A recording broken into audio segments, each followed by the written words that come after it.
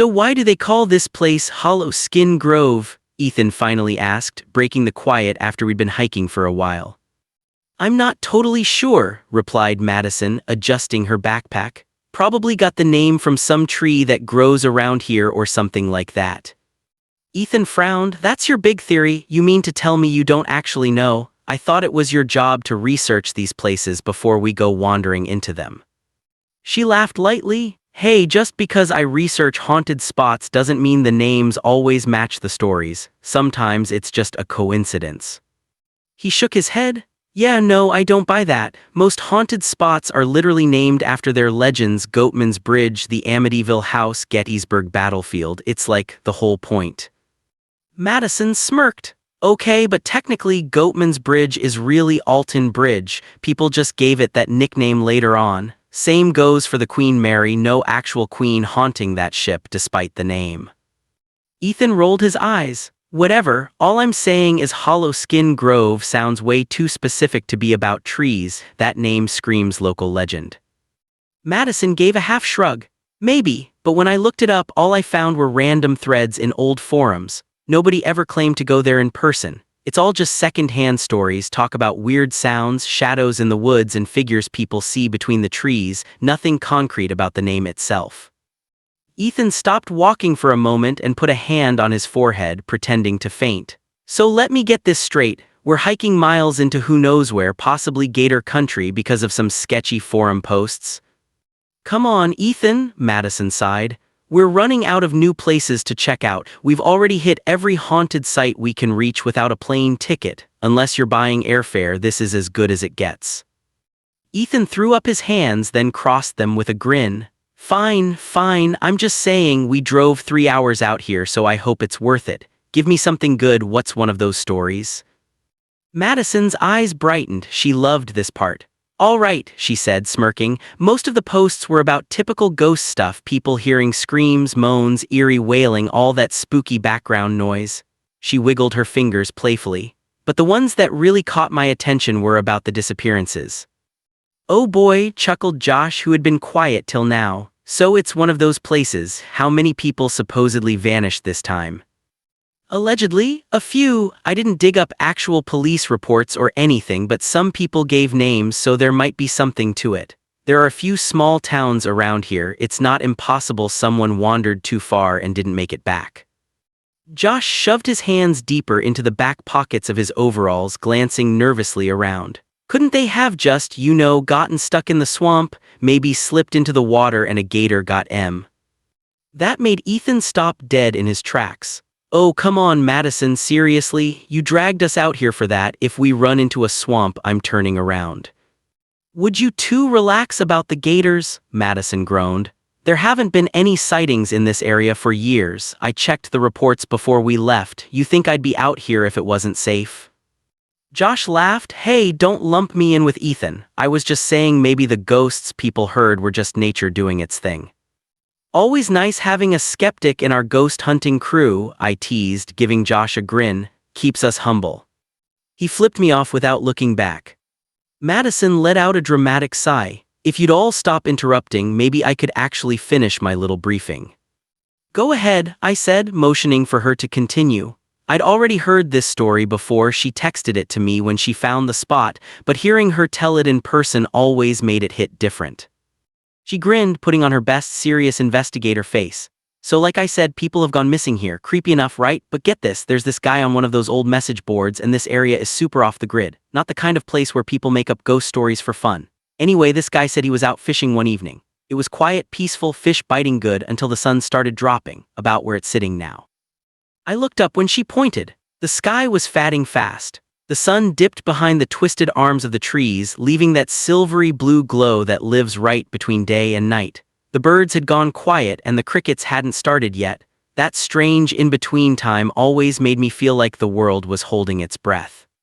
Madison went on, her voice lower now. So this guy, he's not some city slicker, he's one of those rugged outdoorsmen, not scared of much. But as the light fades, he says he starts to feel this strange unease. The air changes. He catches this god-awful smell, something foul and thick like rotting meat mixed with dead fish. Way worse than swamp rot. He's about to pack up when he hears it, a sound from across the water. She lifted her boot and dragged it through a puddle beside the trail, making a slow, heavy slosh. The sound echoed faintly through the trees, and for a moment none of us said a word. She said, "The guy looks up," Madison continued, lowering her voice just enough to make us lean in. "And right there, between the twisted trunks of those old willows and water oaks rising out of the swamp, he sees someone standing there." "Oh, no way," Ethan muttered, excitement sneaking into his tone. "Yeah," Madison went on. "At first the man looks normal enough, average height, average build, short hair, nothing that screams crazy, but what catches his attention is the guy's skin. It's white, I mean white, pale like candle wax, and the man's completely naked, just standing there in the middle of the swamp before the sun's even gone down." I laughed nervously. "Oh, hell no, I remember this part." My stomach already knotted with the kind of thrill that's equal parts fear and fun. Madison knew I'd heard it before, but she loved dragging it out anyway. "It gets worse," she said, her grin fading. "Because this naked guy, he's not moving. He's standing there completely still, eyes wide open, mouth hanging like he's frozen mid-scream, but no sounds coming out." "What the hell?" Josh whispered under his breath. "The guy who told the story said he just stood there staring," Madison said, lifting her hands to mimic it, arms slightly out to her sides, fingers stiff. Neither of them moved for a while. It was like they were stuck in the same moment, him watching that stranger and the stranger watching him back. Her voice dropped lower. Then he realized why something felt so off. The lighting had made it hard to see before, but when he focused, he saw the man's eyes. They weren't human. They were black, solid black, two dark pits that didn't reflect light, just stared back at him like a pair of holes leading straight to nowhere. Madison stopped walking, turning to look at us. Her eyes had that flicker in them that mirrored the one forming in my own imagination. She continued quietly, "And that's when it happened. He said the second he thought, 'Run,' the thing in the water crouched down and started to sink, slow, until it was gone beneath the surface. He grabbed his fishing rod and bolted, but not before he saw it, bubbles rising in a line like something was gliding just under the water, coming toward him." The four of us had been so caught up in her story that we didn't notice we'd reached the end of the trail. Madison took a step backward, still facing us, and her boots splashed into the bayou. The dark water climbed up to her knees. She grinned. "Well, what are you waiting for? The rest of the way, by water." Ethan, Josh, and I looked at each other. After a second, we all sighed and followed her in, checking our waders like we were suiting up for war. The cold water slid around my legs, and that was when I felt it, that sharp thrill creeping up my spine. That same old cocktail of fear and curiosity that made this whole ghost hunting thing worth it. That was the rush we chased, the reason we did all this in the first place. Most folks wouldn't dream of walking into a place rumored to be haunted, but for me, that was half the fun. Ever since I was a kid, I'd been drawn to ghost stories and local legends, anything that couldn't be fully explained. There's something intoxicating about the unknown, that itch that never really goes away, the one that keeps you digging for answers in dark woods and forgotten houses. It's a thrill you can't buy. Whole towns grow their own folklore out of places like this. But it's always a gamble too. The mystery pulls you in, but reality usually slaps you back. You get there and it turns out the haunted woods are just woods. The whispers you swear you heard are really just wind between the trees. The creaks and footsteps in the old house, nothing more than the bones of the place settling. The truth usually kills the magic. Still, no matter how many disappointments we got, I never stopped. The letdowns never outweighed the rush. Even when it turned out fake, the thrill of exploring, laughing, and scaring ourselves half to death always made it worth it. But if I'm being honest, deep down, I always hoped one day it wouldn't be fake. I wanted to find something real, something undeniable. Proof that all those childhood stories meant something, that there really was something out there watching from the dark. Looking back now, I wish I'd never wanted that. I wish I'd never chased it. Because some things, once you find them, you can't unsee them. We started moving again, slow and cautious through the murky water, trying not to splash any into our overalls. The waders were borrowed from Ethan's dad, and the last thing we wanted was to hand them back smelling like swamp rot. "Hey, Jake, pass me the GPS," Madison called, glancing over her shoulder. "As much as I'd love to pretend I memorized the map, we're gonna lose our bearings fast once we get deeper." Ethan grunted, "What's with all this water anyway? I thought there was supposed to be a dry path." "There is," she said, "but summer floods raise the bayou every year. Someone online said it's better like this, makes the whole place feel more haunted." Josh gave a small laugh. "Well, it's definitely the toughest hike we've had yet." "It'll be worth it," I said, and I actually meant it. I've got a good feeling about this one. And for a while I really did. Maybe it was all the planning, the maps, the back and forth messages, the overpacking. Maybe that's what made it feel more like a real adventure. The kind that starts out bright and easy but quietly shifts into something heavier as the light fades. Because once the sun started slipping behind the trees and the colors went from that soft evening blue to a black that swallowed everything, my heart began to pound faster. We kept going deeper into the bog, further from the world, closer to a silence that didn't belong to people anymore. Most folks who ever came out this way turned around before getting too far. The swamp has a way of humbling you, even when you think you're brave. But us? No, we were committed. We were going to reach the clearing. That was the whole reason we came, to stand in that grove and finally see if the rumors about the man in the bayou were true. To prove that all those stories and sleepless nights scrolling through grainy photos weren't for nothing. We like to call ourselves experienced, but looking back, maybe a real veteran would have turned around. Maybe they would have read the warning signs, packed it up, and gotten the hell out before the swamp decided to swallow them whole. But we'd spent too many years wondering, too many nights chasing whispers online to stop now. It didn't start to feel wrong until we found the twine. We'd been walking for maybe half an hour with Brooke in the lead, fearless as ever, Evan right behind her, then me, and Kyle bringing up the rear. The flashlights were on by now, cutting through the dark with thin beams that looked weak against the walls of moss and fog. Each time I swung my light across the trees, I found myself hopping and dreading to see a figure standing there, someone half hidden in the bark. But the forest stayed empty, eerily calm. The only sounds were the wet clicks of our boots and the lonely calls of frogs somewhere in the distance. That peace broke when Evan suddenly pitched forward. His foot caught something and he nearly fell headfirst into the murky water if not for Brooke's back to catch him. "Jesus, Evan," she yelped as swamp water splashed up, soaking her jacket. He looked miserable, dripping from his chest down, eyes squinting under the flashlight glare, and even though we tried to keep it together, the laughter came anyway. Kyle was the first to lose it. Evan shot him a glare but ended up cracking too. Yeah, laugh it up. Someone had to be the first, right? No way all of us were getting out of here dry." "Of course it's you," Kyle smirked. "What'd you even trip on?" "I don't know, a root maybe. Whatever it was, it grabbed me good." "Wait, maybe this?" I said, sweeping my flashlight down. Between him and me, something pale floated up from the water, a line of string. We all crouched around it. It wasn't wire or vine, just plain twine. Rough fibers twisted together, about as thick as a straw and tangled with algae and pond scum. Beneath all that grime you could still see the faded white. Brooke hooked it with her finger and lifted it up.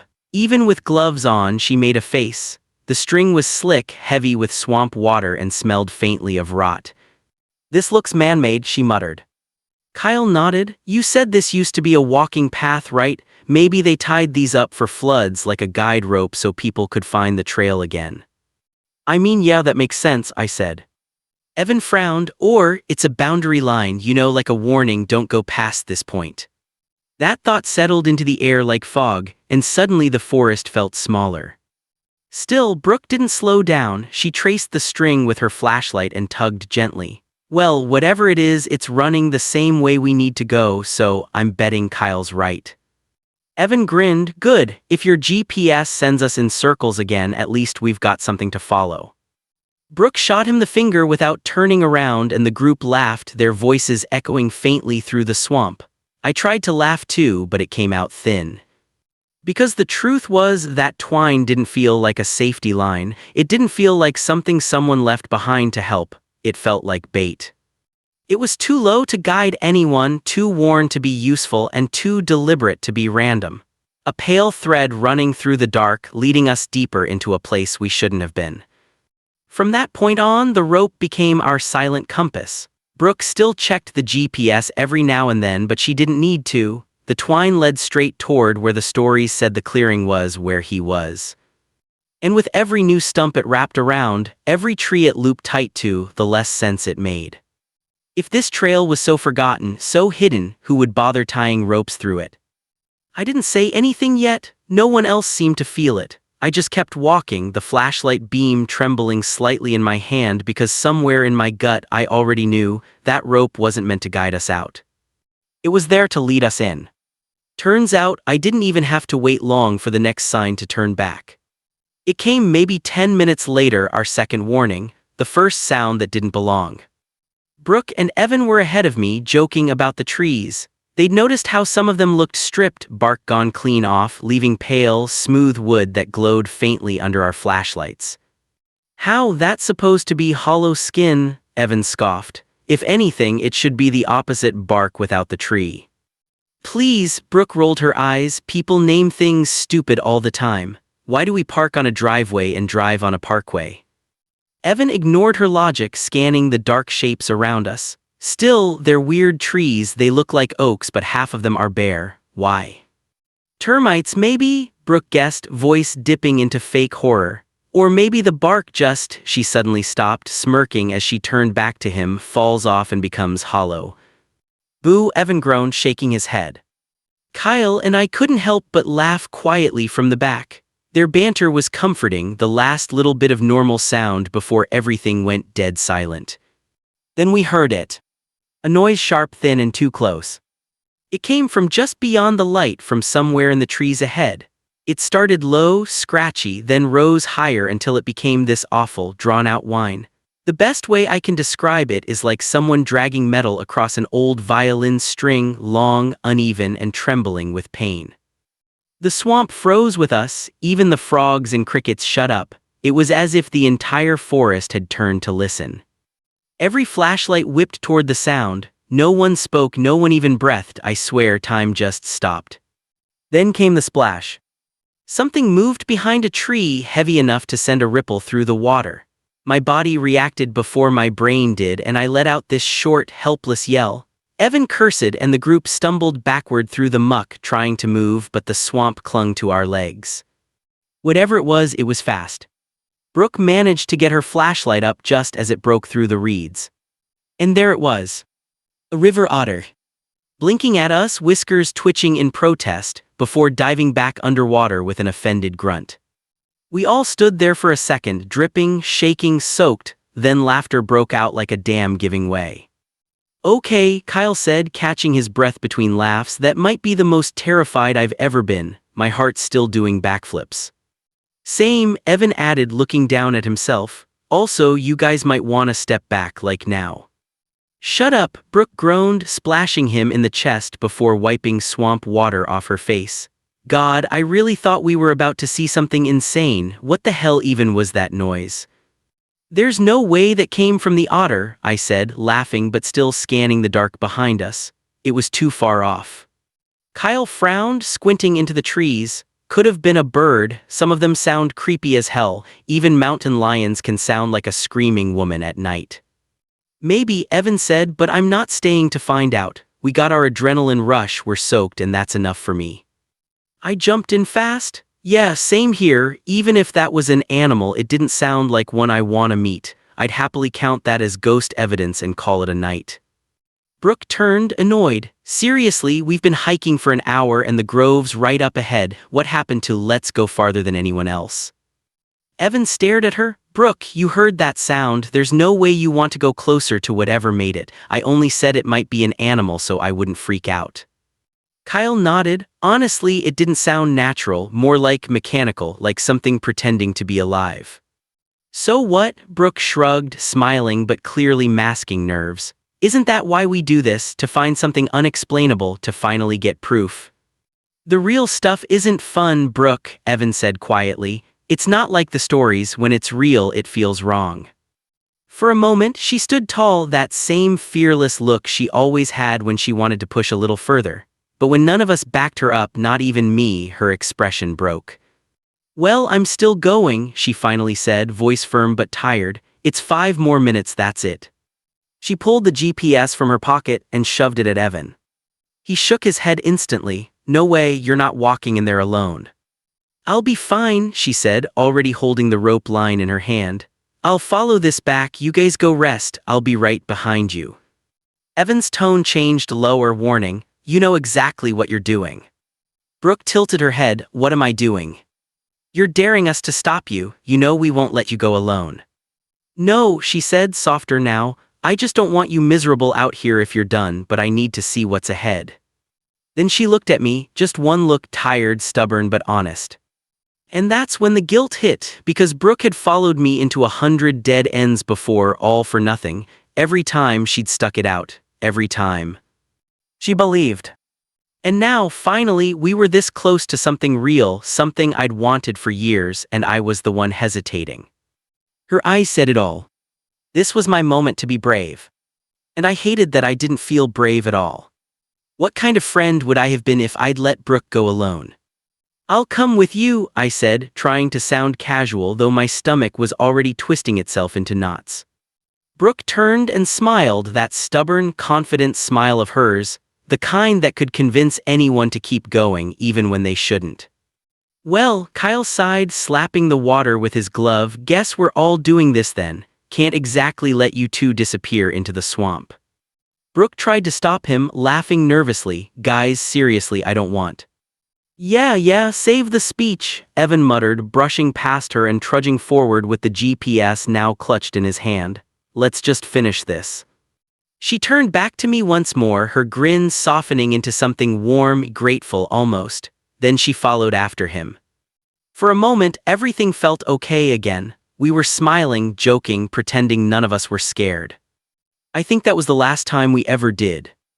The closer we got to the grove, the more the ground began to show itself again. Not much, just scattered mounds of mud and half-drowned grass poking out through the water. Seeing even a hint of land was comforting, though none of it looked solid enough to stand on. Evan led the way now, flashlight and GPS in one hand, the slick rope line in the other. The thing was disgusting, coated in algae and muck that clung to our gloves in long, slimy strings. Every few steps, we'd pause to check the shadows ahead, beams cutting through the humid dark like thin blades of light. But no matter how focused I tried to be, that awful wailing sound from before kept replaying in my mind, looping over and over again like a broken record. The closer we got, the more it crawled up my spine. And then finally we saw it. Up ahead, the trees thickened for a stretch before opening into what looked like a clearing, a small pond about the size of a cul-de-sac, still and black beneath the moonlight. The surface was coated in a thick layer of green algae, perfectly undisturbed. It should have looked calm, peaceful even. But it didn't. Something about that motionless water felt wrong, too still, too deliberate. And as I stared at it, I couldn't stop thinking about the fisherman's story. That pale man standing motionless in the swamp, eyes like black pits, waiting. I couldn't shake the feeling that if we stepped any closer, we'd see him too, rising slowly from that green surface, dripping, silent.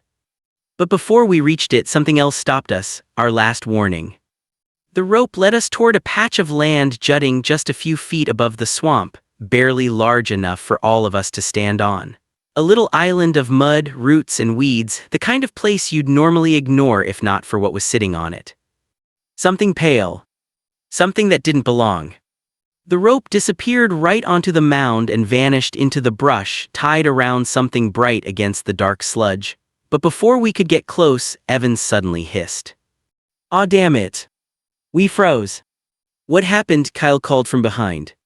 Evan groaned, holding up his hand. "Something sharp just went through my glove like a thorn or a needle. It's stuck in the rope." We all crowded closer, our lights converging on his hand. He pulled the glove off and we saw it, a small, ivory-colored barb, long and thin as a sewing pin, sticking clean through the latex. "What the hell is that?" I muttered, shining my light across the rope. Then I saw it. All of it. The entire line was covered in them. Thousands of tiny, pale spines woven into the cord, small at first, but catching the light in the water like fish scales. And they weren't random, they all pointed in the same direction, backward, toward the way we came. My breath caught in my throat. I checked my gloves and sure enough, a few of those barbs were stuck in the rubber, too shallow to pierce the skin but enough to leave faint scratches. I ripped them off, heart hammering. Evan's face twisted with pain as he looked at his palm.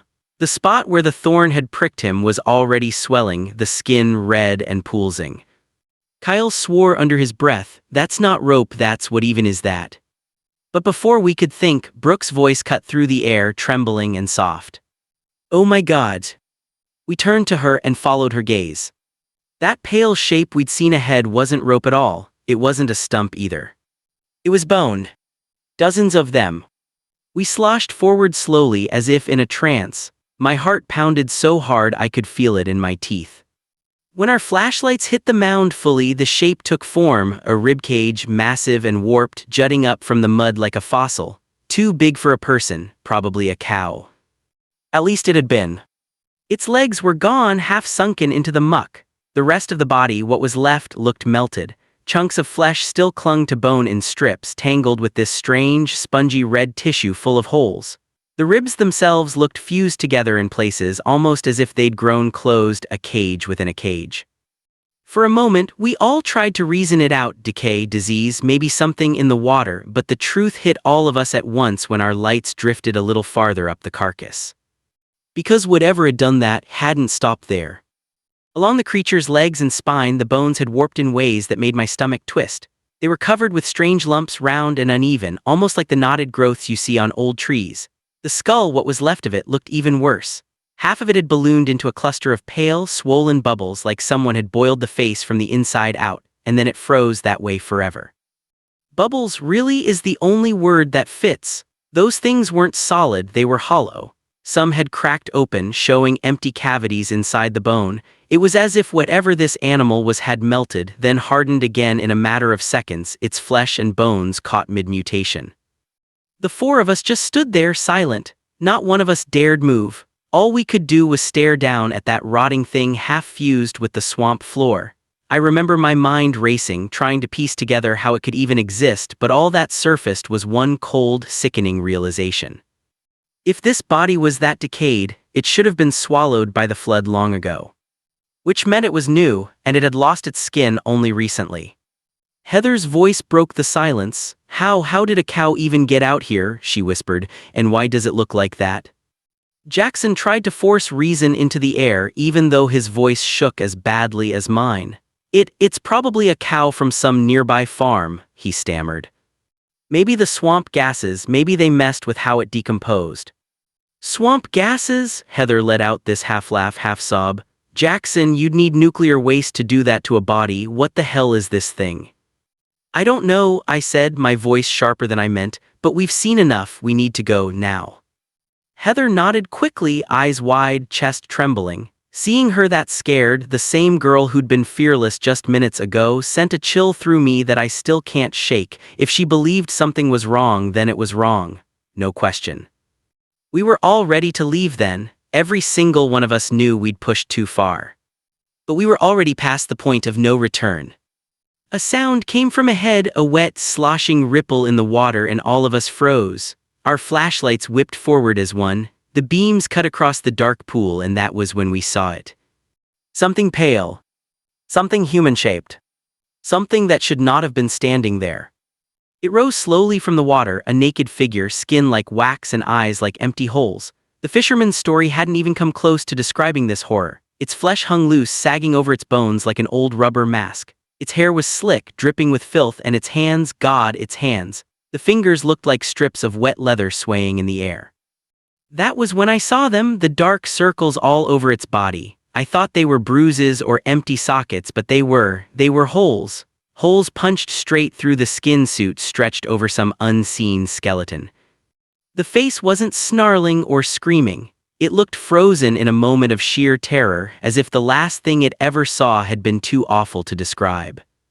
And then its legs broke the surface, those shredded, flayed legs, and I realized what was holding it up. Beneath the water, tangled in muck and algae, writhed a mass of blood-red flesh. It was threaded with pale bone that curled and twisted up into the body like puppet strings. From the gashes in that meat, worm-like tendrils reached out and moved, just like the ones that had been growing on that rope we followed. I felt my insides turn cold. But that was not the worst part. The pond began to bubble. More of them rose from the water, bodies without souls, stretched and warped into impossible shapes.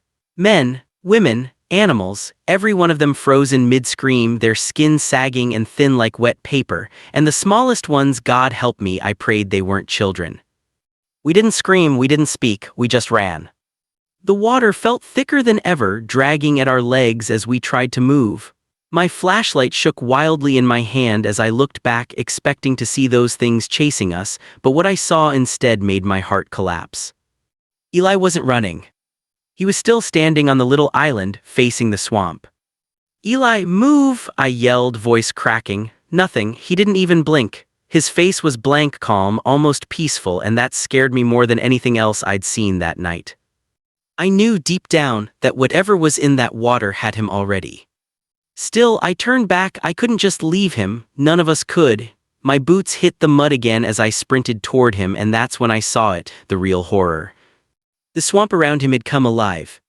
Bodies piled, melted, fused together, shifted and twitched. Flies swarmed around the holes in their skin like it was some living hive. And then, from the middle of that pulsating heap, something new began to rise. Not man, not beast. Just flesh, a mountain of it. Wet, red meat crawling with pale worms that writhed and danced like they were celebrating. Giant ribs and twisted spines jutted out, twitching like they had minds of their own. They cracked loudly in random bursts, sharp, bone-snapping clacks that echoed through the swamp. Then came the petals. From the center of that thing unfurled wide sheets of flesh, soft, red, and trembling like the petals of a flower, but alive, breathing, quivering.